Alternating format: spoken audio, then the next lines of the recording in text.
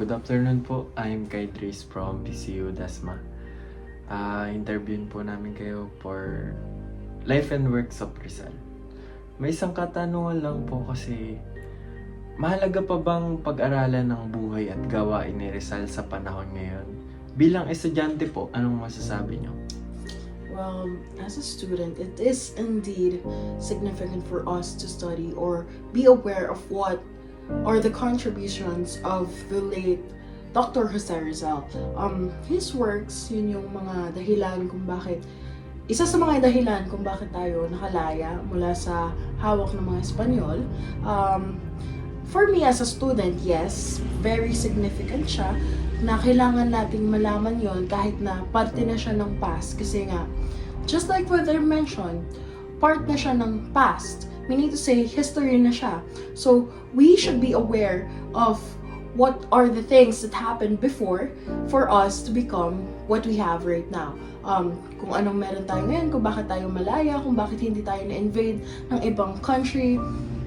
That's because of our heroes' contribution. So, I believe, yes, as a student, it is our obligation to know what happened in the past and the contributions of Dr. Jose Rizal. Any additions po sa mga, halimbawa kung i-apply itong curriculum na to sa lahat ng levels ng education, ano pong masasabi niyo? I'm not against it, actually. I would agree it. I would love that idea if they would apply that in today's curriculum. That's better, so people would be aware kung ano ang gagawin. Kung ano ang mga contributions sa Rizal. Thank you po. Magandang umaga po. Ako po si Kaidris Iapan, galing ng PCU Cavite. At ngayon po, pag-aaralan natin ang Life and Works of Rizal. Sa tingin niyo po, mahalaga pa ang buhay at gawain ni Rizal ngayon? Bilang isang tindera, mahalaga pa rin para sa akin na malaman ang tungkol kay Jose Rizal. Kahit na abala ako sa araw-araw na hanap buhay, naniniwala ako na ang mga aral niya ay nagbibigay ng inspirasyon. Hindi lang sa mga estudyante kundi sa lahat ng Pilipino. Si Rizal ay simbolo ng pagbabago at pag-asa na nagturo kung paano mahalin at protektahan ang ating kultura at kalayaan.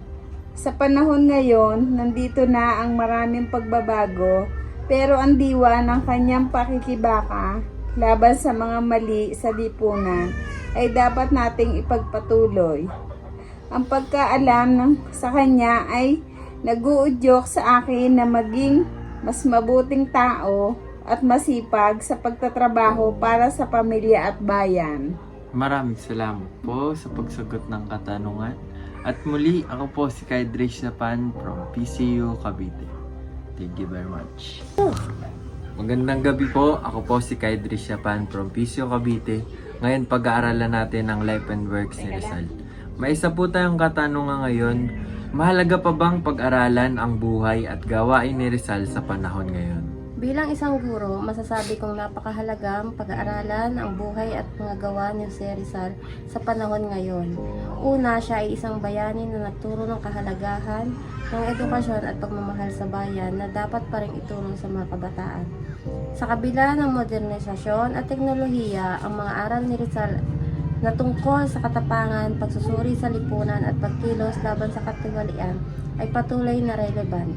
Nakatutulong ang kanyang mga isinulat lalo na ang No Limitangere at El Filibusterismo upang maintindihan natin ang kasaysayan ng Pilipinas at ang mga dahilan sa likod ng ating mga nakaraang pakikibaka para sa kalayaan.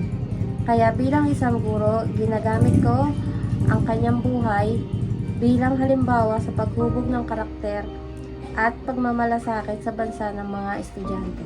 Maraming salamat po sa napakagandang sagot.